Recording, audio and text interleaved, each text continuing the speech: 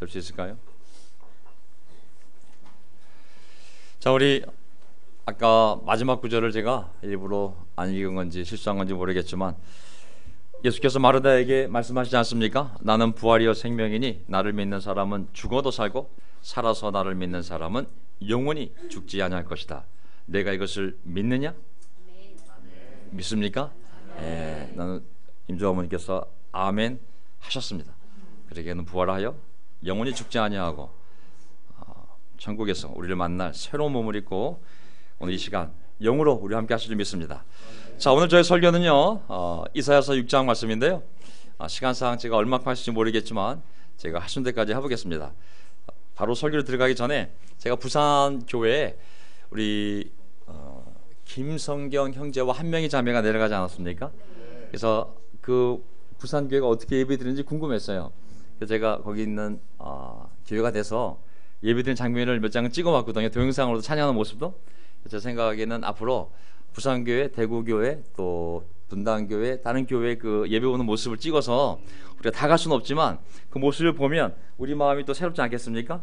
제가 한번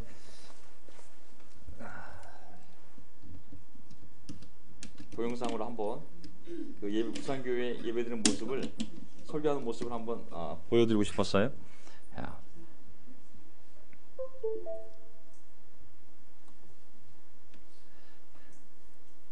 그 부산교회는 사실 여러분도 다 가깝겠지만 우리 서경석 김종인 부부가 거기서 8년을 목회자로 인도했기 때문에 저도 몇 번 기회가 돼서 내려갔었는데요.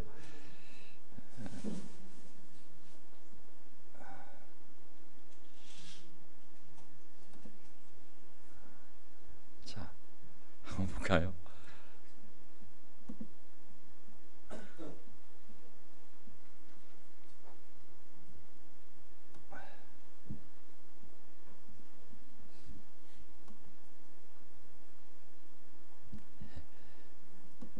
이게 부산교회 그 예배 아마 시작 처음이기 때문에 아마 사람이 얼마 없었던 것 같아요. 어쨌든 이게 부산교회 모습입니다. 다음에 자, 송리더들, 야 비전 거기는 2019 비전이네요. 올해 그 이분이 최진규 형제군요. 예, 이게 설교하고 있네요. 우리가 한번 여기 초대해서 같이 성찰 나눠봤으면 좋았을 텐데 제가 초대 못했기 때문에 이렇게라도 한번 얼굴을 또 부산에 가서 이렇게 또 말씀을 전하네요. 예. 이렇게 저희가 비슷하게 또 설교 포인트도 정하고 매일 예수님의 사랑을 받기 위해 열심히 큐티 기도합시다. 첫 번째 포인트였습니다.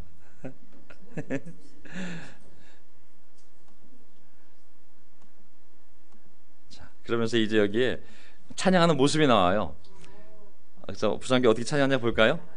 자, 다 안타깝게도 동영상을 90도로 찍었어요.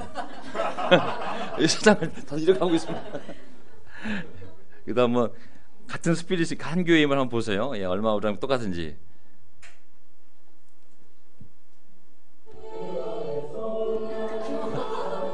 이렇게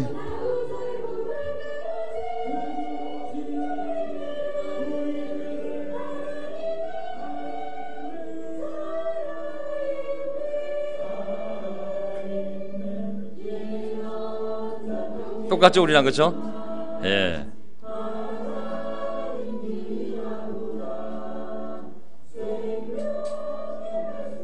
다 끝나갑니다 이제. 예.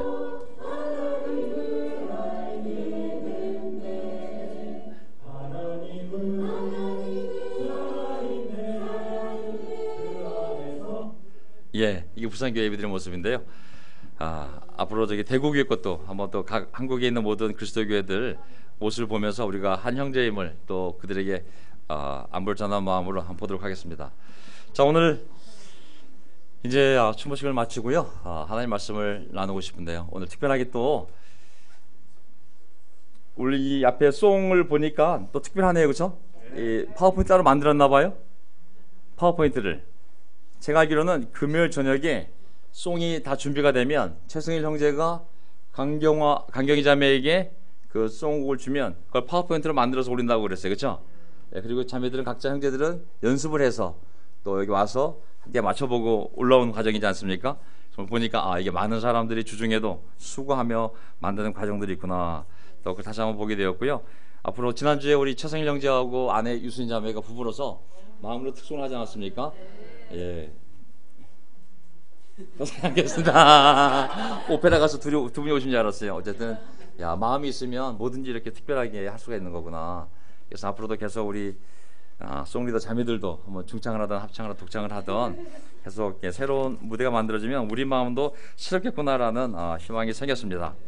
자, 오늘 또 이 자리에는 특별한 우리 어머니 한 분 계신데 박성주 어머니, 우리 순자매 어머니 박성주 어머님이 저기 정말 하남에서 오늘 또 아주 믿음으로 오셨습니다. 믿음의 여인이에요. 우리 박성주 어머니 뜨거운 박수 한번 해드릴까요? 예, 감사합니다. 예. 다들 멀리서 우리 이정리 어머니도 분당에서 또 이렇게 함께하고 계시고, 또 우리 특별하게 유춘 어머님, 우리 김성주 아버님 아프리카 가서 3개월 동안 거기 공기하고 물이 좋은 것 같아요. 얼굴이 더 훨씬 더 피부도 좋아지시고 한번 날 잡아 다 같이 가봐야 될 것 같아요. 어쩌면 이렇게 너무 젊으셨고요. 너무 밝게 정말 잘 보내고 오신 것 같아서 너무 다행입니다.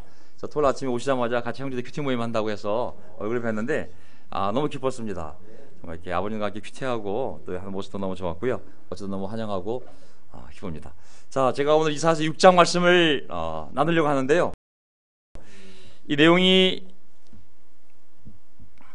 정리해보면 그냥 다 할 수도 없겠지만 제가 한번 정리해보면 6장에 보면 이사야가 있던 왕 우시야 왕이 이제 죽을 때쯤 됐을 때 너무 나라가 힘드니까 성전에 들어갑니다. 교회에 들어간 거죠. 혼자 하나님께 기도하는데 환상을 보게 됩니다. 그 환상이 뭐냐면 이 지상에 있는 성전은 이 천상에 있는 하나님의 성전을 카피 뜬 거잖아요. 진짜 성전을 본 거 있잖아요. 거기 누가 있겠어요? 지상에 있는 지성소, 하나님의 임재를 상징하는 지성소가 있지만 천상에는 진짜 하나님이 앉아 계실 거 아니에요. 보좌에 하나님이 쫙 앉아 있는 모습을 눈으로 봤는데 천사들이 차마 그 하나님을 보지 못하니까 날개로 눈을 가리고 찬양하는 모습을 보게 된 거예요. 야, 그 모습을 보는 순간 이사야는 얼마나 놀랐겠어요. 아이고 죽었네. 나 같은 죄인이 어떻게 이런 데 올 수 있었을까. 더구나 눈으로 내가 저걸 봤으니 난 죽었네. 나 같은 부정한 사람이 이렇게 생각하고 있을 때 천사가 와서 이제 그 부정함을 죄를 다 세줍니다.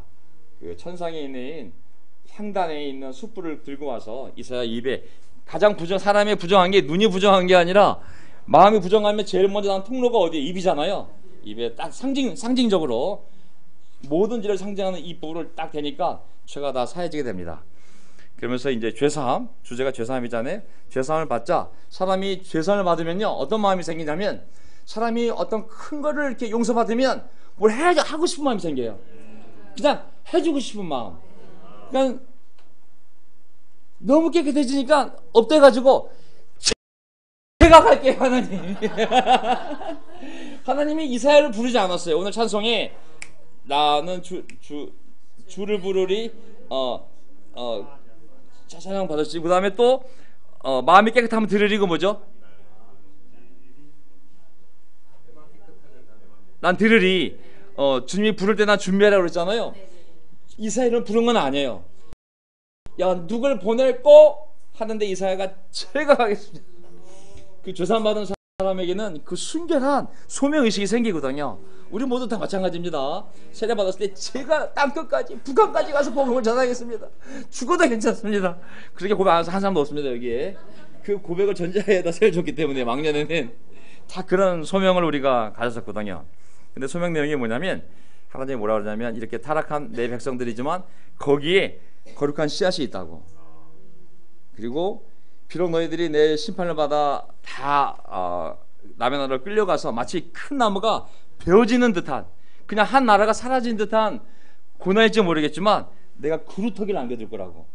이 구루터기에서 나중에 이 싹이 올라오잖아요. 그렇죠? 나무가 자랄 수 있거든요. 그러니까 너희가 다 포로 끌려가서 죽는 것 같지만 나는 너희들 가운데 거룩한 씨앗을 이 구루터기처럼 남겨놓아서 이 거룩한 씨앗을 통해 내가 다시 놀라운 하나님의 나라를 만들어 갈 거라고. 더 놀라운 내 나라를 만들어 갈 거라고. 이게 이제 이사야 6장에 남아있는 내용이거든요. 그래서 소지를 보게 되면 하나님이 제일 먼저 하신 일이 뭐냐면 우리의 죄를 용서하는 겁니다. 우리의 악과 죄를 용서해야 뭐가 시작이 될 수가 있어요. 그래서 우리의 영적인 삶은 죄 용서함 받는 세례를 통해서 시작이 된 거잖아요. 이사야도 마찬가지입니다. 제일 먼저 죄 사함을 받고, 두 번째 그가 죄 사함 받자 제가 여기 있습니다, 저를 보내 주십시오. 이사야가 나서는 모습이 나옵니다. 그다음에 세 번째, 거룩한 씨는 남아서 비록 사람들이 다 타락한 것 같지만 절대 그렇지 않다고.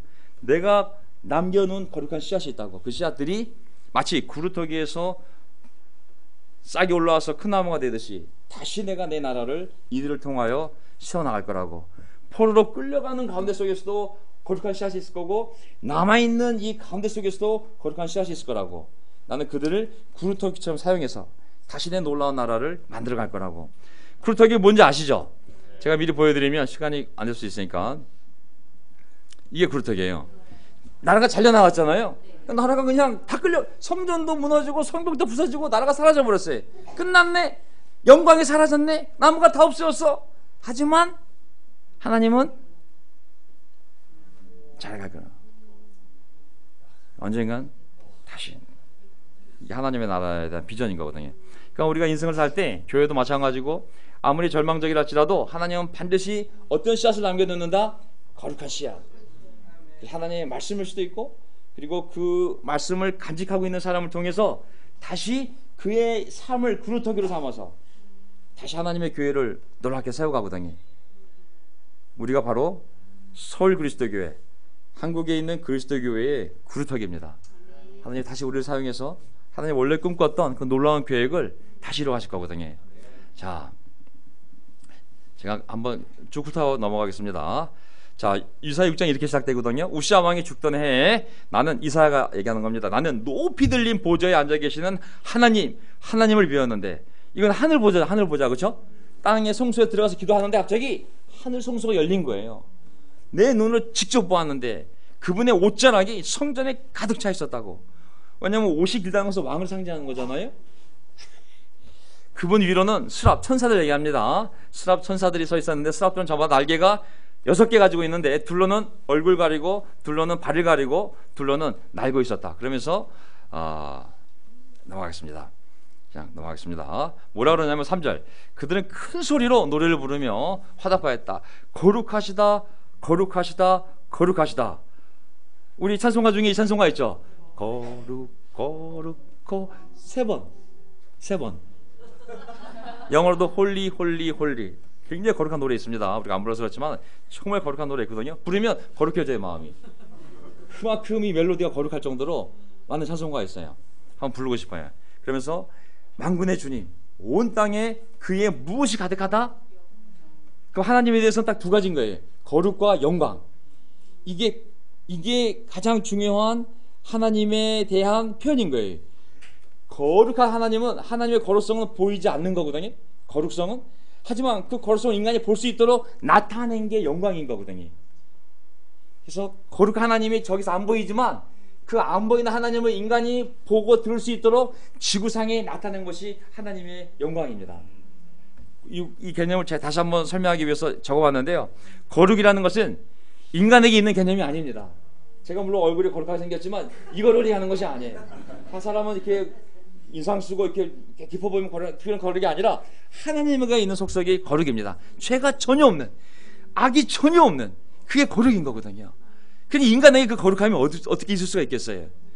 인간과 대조는 하나님의 신적 존재의 본질이며, 타락한 인간의 접근을 허용할 수가 없어요. 이거는 인간이 이해할 수 없는 신비의 이 거룩은.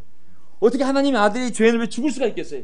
이건 거룩한 하나님만이 너무 거룩해서, 너무 순수해서 할 수 있는 사랑이지, 인간이 머리로 이해할 수 있는 사랑이 아닌 거예요.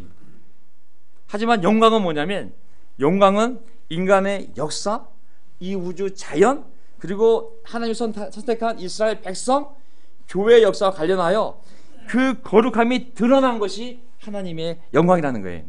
예를 들면 하늘을 보게 되면 무엇을 보자면 믿음이 있는 사람들은 아유 미세먼지가 상당히 꼈구만 이게 아니라 하늘은 하나님의 영광을 드러내고 창공은 그의 솜씨를 알려준다. 하나님의 보이지 않는 이 거룩한 속성 능력이 얼마나 아름답고 순결하고 질서 있고 깨끗하고 장엄한지 그거를 우리가 보려면 하나님이 드러내야 되잖아요. 하늘이 바로 하나님의 영광을 드러내는 거라고. 무슨 아시겠죠? 자연을 봐도 마찬가지고. 레위기 9장 6절. 그래서 영광은 반드시 인간의 눈에 보여야 되는 거예요. 하나님의 영광을 우리가 보지 못하면 하나님 알 수가 없잖아요. 그래서 영광이라는 단어에 보면 항상 보여지고 나타난다고 표현이 되고 있어요. 레위기 9장 6절 보세요. 자연에도 하나님의 그 거룩함이 영광으로 드러나 있지만 9장 6절 모세가 그들에게 말했다. 이것은 주님께서 당신들더러 하라고 명하신 것입니다. 주님의 영광이 당신들에게 나타날 것입니다. 자, 그들이 어떤 걸 했어요. 하나님이 너희들이 이걸 내가 명령을 하면 내가 너희들에게 놀라운 축복을 줄 거야. 근데 그 명령은 거룩한 명령인데 그 거룩한 명령에 순종해서 사람이 믿음으로 순종하면 하나님의 그 약속이 영광으로 나타나는 거예요. 그래서 9장 23절 모세와 아론은 회막 안으로 들어갔다. 그들이 바깥으로 나와서 백성에게 복을 빌어주니 주님의 영광이 모든 백성에게 나타났다. 무슨 말이냐면 하나님이 성전을 지으라 그러고 제사장을 임명하고 제사 방법을 알려주고 제물을 알려주고 이렇게 나에게 제물을 바치는 것이 나를 예배하는 거라고 알려줬어요. 그러니까는 믿음으로 이스라엘 백성들이 레위기를 세우고 성전을 짓고 제물을 엄선해서 정말 하나님 앞에 제물을 드렸더니 약속한 대로 하늘에서 불이 내려와서 그걸 태워버린 거예요. 그걸 보고 백성들이 야 하나님의 영광이 나타난 거예요. 믿음대로 했는데 아무것도 안 드러나. 그러면 우리가 알 수가 없잖아요. 반드시 하나님의 영광이 드러나야 우리가 하나님을 볼 수 있는 거거든요. 그리고 하나님 명령했어요. 이렇게 제사를 드린 다음에 너 제사장인 내 백성들에게 복을 빌어주라고. 네가 복을 빌어주면 나는 내 백성을 축복할 거라고. 그래서 아론이 축복을 해주잖아요. 민수기 6장에. 그러자 축복 기도가 끝나자마자 하나님의 영광이 또 나타난 거예요. 모든 사람이 눈으로 볼 수 있게끔 하늘에 엄청난 불기둥과 함께 나타난 거예요. 영광은 우리 눈에 보이게 되었습니다. 아멘. 교회도 마찬가지거든요. 하나님의 영광을 드러내려면 이 교회가 거룩한 하나님이라면 그 거룩한 사랑이 우리 삶에 나타나지 않으면 하나님 알 수가 없어요. 우리 삶에서 보여지는 하나님에 대한 사랑이 우리 삶에서 드러날 때 하나님이 영광을 받는다 말씀하셨잖아요. 그렇죠? 영광은 보여지는 거거든요. 이 교회도 하나님의 거룩함을 드러내는 영광스러운 교회가 돼야 되거든요. 출애굽기 10장 10절 보세요. 아론이 이스라엘 자손의 온 회중에게 말할 때 그들이 광야를 바라보니 주님의 영광이 구름 속에 나타났다. 영광은 나타날 수밖에 없는 거예요.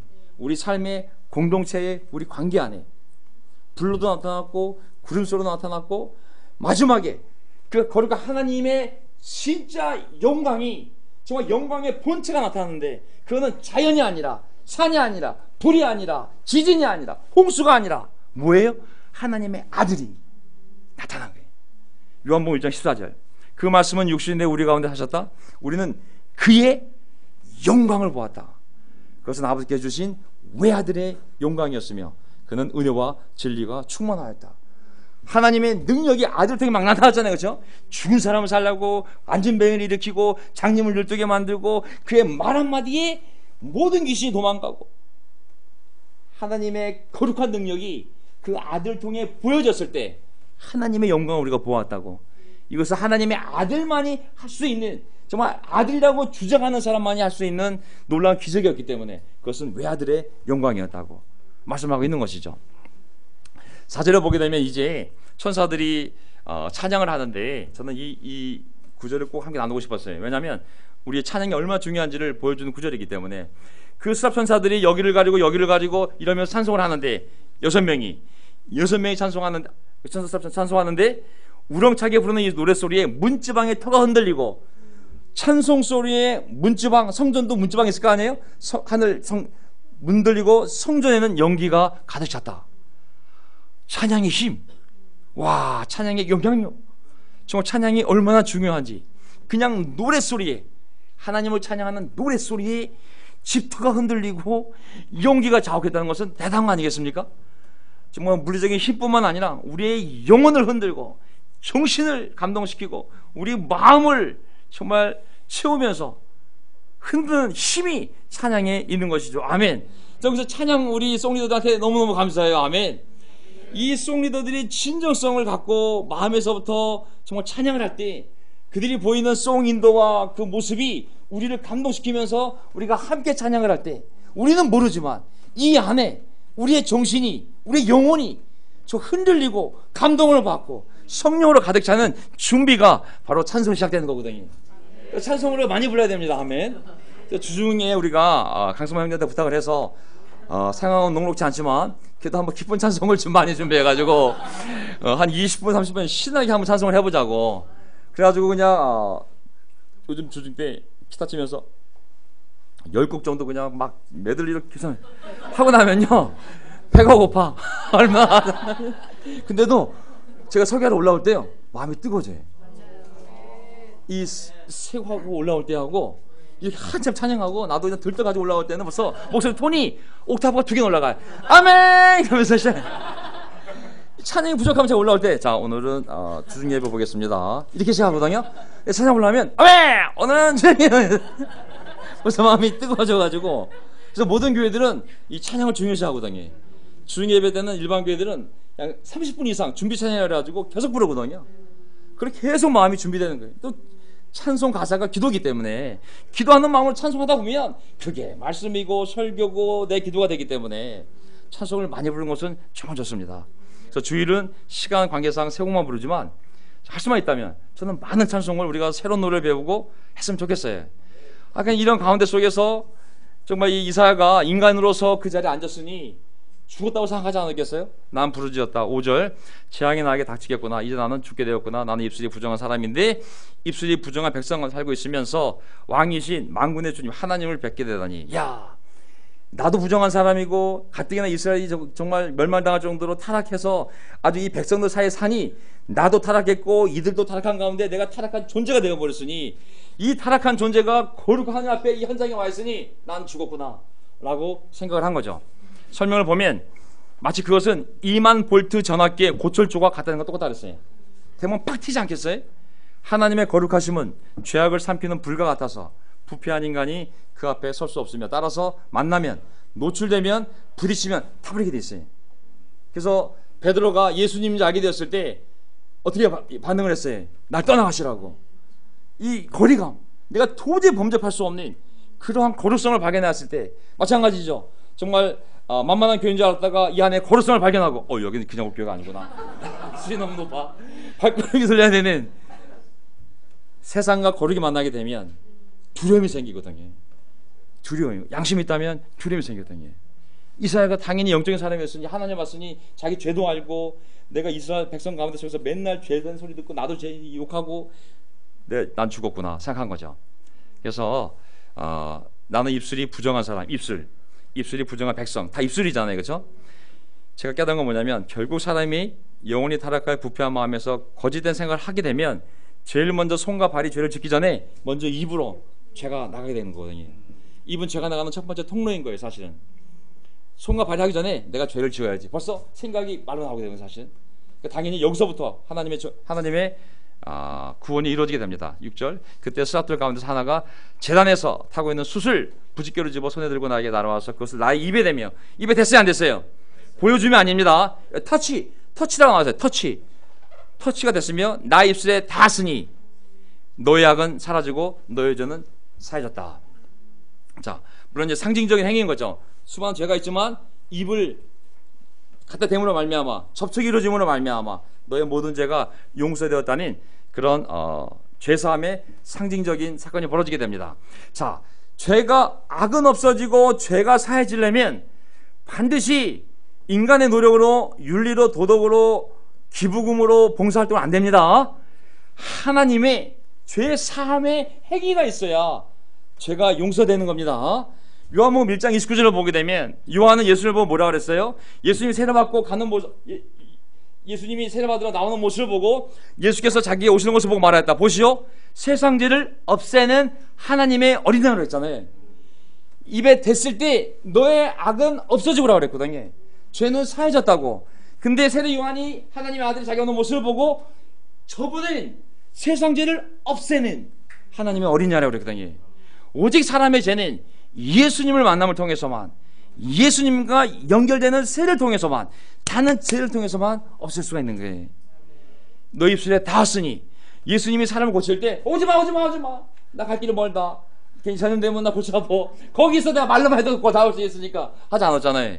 항상 손을 내밀어서 8장 3절 보세요. 마태복음. 그에게 손을 대시고, 거기 타치가 나오잖아요. 깨끗하게 되어라 하고 말씀하시니 그의 나병이 나았다. 말씀과 접촉, 말씀과 접촉이 함께 있을 때, 그때 죄악이, 병이 사해졌음을 알 수가 있습니다. 우리가 언제 예수님의 피에 닿습니까? 바로 세례 받을 때 믿음으로 예수님의 피에 닿지 않습니까? 예수님의 피가 우리의 삶에 뿌려지니 우리의 모든 죄가 용서받는 거잖아요. 자, 이제 이렇게 죄 용서 받는 사람 특징이 있어요. 이사야가 죄 용서함을 받았을 때 그 8절을 보게 되면, 두 번째 포인트가 제가 여기 있습니다. 저를 보내주시는데요. 8절 보세요. 그때 나는 주님께서 말씀하신 음성을 들었다. 자, 지금까지 보았잖아요. 죄인이지만 보이는 거는 볼 수가 있잖아요. 그렇죠? 하지만 죄 용서함을 받고 난 다음엔 하나님의 말씀이 들리기 시작하는 거예요. 하나님의 말씀이 들리잖아요. 주님께서 말씀하시는 음성을 들었다. 내가 누구를 보낼까? 누가 우리를 대신하여 저 백성에게 가서 너희들 내 심판이 얼마 남지 않았으니 빨리 회개하고, 이걸 누가 가서 선포할 수 있을까? 하고 하나님이 말씀하실 때 이사야가 지가 벌떡 일어나서 죄가 여기 있습니다. 저를 보내주십시오. 이사야 부른 거 아닙니다. 죄인 투 이리 와봐. 너 죄산 받았지? 이제 어떻게 살아야 돼? 하나님에 살아야 되지. 갈 거야 안 갈 거야? 안 가면 너 폴로웨이다. 이거 아니잖아요. 자발적인 거예요. 하나님의 나라는 자발적으로 되는 것이지, 네가 제자라면 해야 돼, 네가 제자라면 해야 돼, 이렇게 할 수 있는 게 아니에요. 사실은 할 수는 있지만 얼마나 그렇게 갈 수 있겠어요? 다 자발적인 거거든요. 하나님의 은혜를 받은 자들이. 그래서 죄사함을 받고 마음이 깨끗해지면 하나님의 말씀이 들린다. 오늘 찬송가 중에 내 맘 정결하면 난 들으리, 내 맘 정결하면 난 들으리, 들으리가 아니라 들리리. 우리 마음이 정결해지면 하나님의 말씀이 들리게 되어 있습니다. 왜냐하면 세례받을 생각 나세요? 세례받기 전에 공부할 때는 교과서였지만 세례받고 성경책을 보면 어떻게 되겠어요? 다 나에게 하는 말씀 들리잖아요. 내 이름을 집어넣으면 여러분이 아니라 다 내 얘기잖아요. 도연아, 전부 도연하잖아요. 사실은 우리가 삶이 깨끗해지면 하나님 말씀이 친근하게 다 나에게 하는 말을 들립니다. 관계가 멀어지면 그냥 저 사람들이 하는 얘기고 나하고는 아무 상관이 없는 지식이 되어버리는 거거든요. 성경은 계속 깨끗한 사람을 얘기하거든요. 마음이 깨끗한 사람, 그들이 하나님 볼 것이다. 디모데전서 1장 5절에 보게 되면 사도 바울이 디모데에게 내가 왜 이 말 하냐면 깨끗한 마음이 있어야 되는 거라고. 깨끗한 마음에서 사랑이 우러나기 때문에 내가 깨끗한 마음을 만들려고 내가 이 명령을 주는 거라고. 디모데전서 3장 9절 보세요. 자, 어떤 사람을 장로나 집사나 교회 리더십을 세울 때 무엇보다도 재력이나 경력이나 지력이나 학력이나 이거 보는 것이 아니라 이거예요. 믿음의 비밀을 깨끗한 양심에 간직한 사람이 된다고. 깨끗한 양심. 디모데후서 2장 21절. 누구든지 이러한 것들로부터 자신을 깨끗하게 하면 세상의 잘못된 족보 이야기, 이방인들의 이방신 이야기, 철학 이야기, 이런 잡다한 지식으로부터 자기를 깨끗하게 하고 하나님 말씀에 붙어 있으면 그는 주인이 온갖 좋은 일에 쓰는 성별된 거룩한 그릇이 될 것입니다. 깨끗하면. 다른 거 없어요. 깨끗하면. 22절. 그대는 젊음의 정욕을 피하고 깨끗한 마음으로 주님을 찾는 사람들과 함께 날 쫓아오라고. 깨끗한 마음. 하나님이 제일 먼저 우리에게 창조하시는 것이 바로 이 깨끗한 마음인 것이죠. 그때 당연히 누가 우리를 대신하여 갈 것인가? 누군가 가야 되잖아요.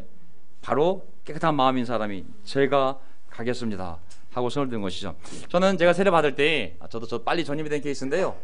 저는 9개월 만에 전임이 되었거든요. 세례 받고 9개월 만에 설교하기 시작했어요. 왜 그러냐면 제가 죄가 많았거든요. 그 죄가 사라지니까 뭐든지 할 수 있는 마음이 생기더라고요. 정말 세례 받은 다음에 제가 은행 근무했거든요. 은행 서고에 가서 성경책이 있는데 너무 기쁜 거예요. 정말 그 업무 시간에 틈틈이 싹 빠져가지고 서고에 가서 말씀 보면서 아유야 다시 일하다가 아유야 이 말씀이 제가 그날 대리진급시험을 쳐야 되는데 무슨 대리진급시험 무슨 필요가 있어. 내가 총무규정 외워서 뭐해 이거. 말씀은 영원하지만 이놈은 총무규정은 매달 바뀔 건데 은행 금리 이거 외워봤자 또 바뀔 건데 상품 매년 바뀌는 건데 이거 외워서 뭐해. 난 이 말씀 제가 꼴찌했어요 시험을. 그 과목을 꼴찌했어요. 행정이 불렀어요. 그래가지고 제가 시간에 본점에 근무했거든요. 야, 너 입행할 때 잘 들어왔는데 어떻게 이거 왜 꼴찌가 되냐.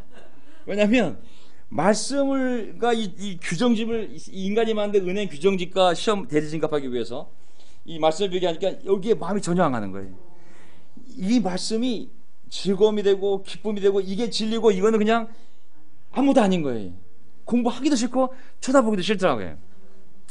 저는 우리가 다 이 교회 왔을 때 다 그걸 경험한 사람들이거든요. 정말 죄 씻음의 감격을 받고 헌신에 대한 열정이 준비된 사람들이었거든요. 그래서 그 열정을 잃어버리면 안 돼요. 그거는 목사를 위해서도 아니고 이 운동을 위해서도 아니고 ICOC를 위해서도 아니고 그냥 주님을 사랑하기 때문에 하나님의 영광을 위해서. 야, 누가 우리를 대신해 갈 것이냐고. 30년 전이나 지금이나 똑같아요 사실은. 누군가는 가서 그 거룩한 씨앗을 찾아내서 하나님의 복음을 전하고 사랑으로 물을 주고 결국은 이 지상에 하나님의 교회를 세워나가야 되잖아요. 다 우리가 겪은 과정들입니다. 아멘. 삭개오 보세요. 삭개오가 그렇게 돈이 많은 죄인이었지만 예수님이 한마디 했잖아요. 삭개오야 내려와라. 나 너희 집 가겠다. 삭개오가 그 말 한마디 듣고 너무 기뻐하면서 뭐라 그랬어요? 벌떡 일어나서, 똑같아요 이사야처럼 벌떡 일어나서 보십시오. 내 소유 절반 가난한 사람들에게 무조건 주겠습니다. 사람이 하나님을 만나고 마음이 깨끗해지면 뭐든지 하고 싶은 마음이 생기는 거거든요. 예수님이 명령한 게 아니에요. 삭개오야 요즘 재정이 좀 어려워졌다. 너 주산 받았으니 죄자임을 증명해봐. 구약의 말씀이 있잖아. 이게 아니거든. 저절로 내가 하겠다고. 시편 51편 보게 되면 다윗이 바세바랑 가늠하고 나서 얼마나 죄책감이 많이 들었겠어요. 그 남편 죽여, 그 정말 뭐 보통 죄악이 아니거든요. 음행에, 살인에, 명예훼손에 집안을 완전히 망가뜨린, 오늘 같았으면 인터넷 SNS에서 정말 아주 매장당해야 될 목사였거든요 사실은. 근데 하나님이 그의 아들은 죽였지만 용서해 주잖아요. 뭐라고 고백하냐면 주님께서 베푸시는 구원의 기쁨 내게 회복시켜 주시고 내가 지탱할 수 있도록 내게 자발적인 마음을 주십시오.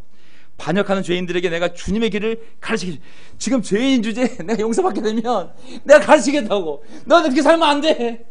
내가 가르치겠다고. 그럼 죄인들이 주님께로 돌아올 거라고. 15절 내 입술 열어주십시오. 내가 주님을 찾는 노래를 내 입술로 전파하겠습니다. 사람이 죄가 용서되면 정말 새로운 세상이 열리게 되면 너 이렇게 살아야 돼가 아니라 살고 싶은 마음으로 충만해지거든요. 그럼 왜 살고 싶은 마음이 또 없어질까요? 또 죄가 들어오니까. 우리 마음이 정결하지 않기 때문에, 우리가 하나님의 음성이 잘 들리지 않기 때문에, 세상의 소리가 너무 크게 들리기 때문에 안 되는 거거든요. 그래서 제가 시간이 없기 때문에 끝내겠습니다. 어쨌든 통과하고 통과하고 그래서 결국은 이제 구루터기 남기는 거잖아요. 그 이제 이스라엘 백성들 이제 정리해 보면 이제 말로 정리해 보면 하나님이 이제 이사야에게 가서 뭘 전할까요? 뭐 메시지가 있어야 되잖아요. 우리는 퍼스트 프린서플이지만 그 당시에는 아닐 거 아니에요. 그래서 물어봅니다. 제가 뭘 전할까요? 하나님 뭐라 그러냐면은 야, 내 백성에게 가서 이놈의 백성은 들어도 못 알아듣고 보아도 이해도 못하고 정말 하나님을 깨닫지도 알지도 못하는 백성들이라고. 내가 그렇게 예언자들 많이 보내서 얘기했는데 불구하고 끝끝내 귀를 닫고 눈을 닫고 분명히 보고 들었음에도 불구하고 하나님의 말씀과 하나님이 하시는 일들을 절대 날 믿지 않는다고. 그러니 가서 얘기해줘라. 내가 이제 너희들이 그렇게 고집을 피워서 이미 둔해진 귀, 멀어진 눈을 더 굳게 만들어버리겠다고. 왜? 그래서 내 결정은 뭐냐면 심판을 결정한 거예요. 내가 심판을 결정했으니 이들은 포로로 끌려가서 완전히 회개하고 돌아올 때까지는 더 이상 다른 계획이 없다. 그러니 이제 가서 알려주라고. 너희들이 일부러 안 들으려고 해서 굳어진 귀, 일부러 하나님을 안 보려고 해서 두꺼워진 눈, 그렇게 내버려 둘 거라고. 하나님이 너희들이 이제 들어도 안 들릴 거고 보고 싶어도 안 보일 거라고. 이제 깨닫는 자도 없고 아는 자도 없어. 너희들은 전부 하나님 심판을 받아 끌려갈 거라고. 그 얘기를 하는 거예요. 이제 하나님의 심판을 예언하는 거거든요. 그래서 이제 끌려가는데 얼마나 끌려가냐면 이렇게 긴 시간이 걸리는 거예요. 얼마냐면 내가 심판하는데 주님이 없어질 때까지, 빈집이 될 때까지, 황무지가 될 때까지, 온 땅이 벌어질 때까지 내가 전부 남의 나라에 다 끌려가게 되면 완전히 황폐화시킬 거라고. 더 이상 내 말을 하고 싶어도 듣지 못하는 백성, 내가 기적을 보여줘도 보지 못하는 백성이면 의미가 없다고. 나는 끝내버릴 거라고. 어떻게 내가 심판할 거냐면 전부 없어질 때까지, 전부 없어질 때까지. 만약에 누가 남아있어 10분의 1이 13절, 중간에 10분이 남아있어, 내가 그들조차 없애버릴 거라고. 그렇게 싹 베어버릴 거라고 얘기하는 거거든요. 그러면 주님의 징벌의 기간이 얼마냐면, 잘 보세요. 주님의 징벌의 기간이, 회개 기간이 길 수가 있습니다. 예를 들면 어느 지경까지 하나님이 베어버리고 기다리냐면 그 죄인이 완전한 절망처럼 삶이 보일 때까지 하나님이 그의 삶을 끌고 갈 수가 있어요. 예를 들면 부잣집 아들이 탕자로 지냈을 때 그가 언제 돌아오냐면 돼지 우리에서 쥐엄나무를 먹으면서 자기 삶이 완전히 절망적일 때 하나님이 그를 돌아오게 만들잖아요. 거기까지 하나님이 이스라엘 백성을 끌고 가는 거예요. 사람의 깊은 죄성과 고집으로 인한 죄는 이게 반복이 되면, 중독이 되면, 빠져버리면 쉽게 바꿀 수가 없어요. 세 가지 원칙이 있어요. 쉽게 안 바뀐다, 저절로 안 바뀐다, 빨리 안 바뀐다. 이게 제가 발견한 구약에서 또 제 자신에서 발견한 원칙이에요. 이거 어느 책에도 없어요. 제가 만든 거예요. 쉽게 안 바뀐다, 저절로 안 바뀐다, 빨리 안 바뀐다. 따라서 하나님 바꾸려면 어떻게 바꿔요? 아주 어렵게 어려운 징계를 통해서 긴 시간이 걸려야 바뀔 수가 있는 거예요. 오래된 죄면, 예를 들면 이집트 노예 군성 빼는데 40년이 걸린 거예요. 왜? 400년을 살았으니까 400년 물든 거 뺄래니까 40년은 걸린 거예요. 좋은 장소 아닙니다. 호텔 리조트 아닙니다. 광야에서. 그것도 아주 극심한 징계를 당하면서 굉장히 많이 죽었거든요. 준비가 되었을 때 들어갈 준비 됐나? 그때 들어간 거예요. 그 다음에 이스라엘 백성들이 이렇게 듣지도 않고 보지도 않으려고 했을 때 그 고집과 교만의 근성을 빼는데 포로 생활 동안 몇 년 하겠어요? 70년을 하게. 70년. 바빌론에서 70년의 노예 삶을 살면서 그 반역했던 그 교만과 그 고집을 꺾는데 하나님이 70년을 걸린 거거든요. 사람의 죄, 오래된 죄는 쉽게 바뀌지 않습니다. 저절로 바뀌지 않습니다. 빨리 바뀌지 않습니다. 아주 어렵게 어려운 징계를 통해서 긴 시간이 걸려야 바뀌는데 하나님은 그것을 포기한다? 포기하지 않는다? 포기하지 않는 거예요. 긴 시간의 목적은 그것을 다 빼는 데 목적이 있는 것이, 버려주는 데 목적이 있는 것이 아니거든요. 그를 변화시켜서 더 놀라운 인생과 더 놀라운 가정과 더 놀라운 교회, 나라를 세우는 것이 하나님의 목적이지, 네가 이만큼 나를 속삭였으니 너도 이만큼 당해봐 라는 것이 하나님의 보복이 목적이 아닙니다. 분명한 징벌이지만, 십자가가 분명히 앞면은 징벌이지만 뒷면은 뭐예요? 사랑인 거거든요. 내가 널 살리고 싶다고. 앞은 죄에 대한 무서운 징계지만 뒷면은 사랑이고 부활이잖아요. 그래서 저는 거룩한 씨가 남아있을 거라고, 내가 남길 거라고 그랬어요. 그러나 밤나무나 상수나무 자릴 때 구루테가 남듯이 거룩한 씨도 남아서 그 땅에서 구루테가 될 것이라고, 내가 남겨두는 거라고. 설사 오랜 기간 고통의 나날을 보낸다 하더라도 하나님은 은혜로서 거룩한 씨를 남겨서 그것이 구루터기가 되고 다시 그 구루터기에서 굳건한 하나님의 나라를, 새로운 가정을, 새로운 집안을, 새로운 인생을 세워갈 계획을 갖고 계신 거예요. 아멘. 유명한 표현이 있어요. 은혜가 죄를 이긴다. 아멘. 한번 따라해보세요. 은혜가 죄를 이긴다. 우리가 아무리 악한 죄를 졌다 하더라도 하나님의 은혜가 항상 커요. 우리의 죄를 징벌하더라도 하나님은 더 놀라운 인생을 위해 계획을 항상 준비해 놓고 있는 분이에요. 그래서 어떤 어려움이 와도 우리는 절망할 필요가 없어요. 이겨내야 되는 거예요. 반드시 하나님 놀라운 계획이 있어요. 망했어요. 아니야. 망했어도 너를 위한 놀라운 계획이 항상 하나님의 선한 계획이 있는 거예요. 저는 그걸 믿어요. 아무리 어려워도 내 죄 때문이라 할지라도, 내가 실수를 해서 당하는 당연한 고통이라 할지라도 제가 믿는 게 한 가지 있어요. 나를 위한 놀라운 계획이 있어. 하나님은 기꺼이 받을 거고 그 벌이라 할지라도 그 믿음을 갖고 앞으로 나갈 거거든요. 이런 모습이에요. 하지만 하나님이 놀랍게 우리 인생을 바꿔갈 수 있거든요. 우리 인생에 거룩한 씨앗을 남겨주셔서 그걸 거룩터기로 삼아 우리의 부부관계, 우리의 자녀들, 우리의 가족, 이 교회 하나님이 놀랍게 세워갈 수 있습니다. 절대 실망하지 말고 절망하지 말고 좌절하지 말고 우리가 그 믿음을 갖고 앞으로 나아갑시다. 알겠습니다.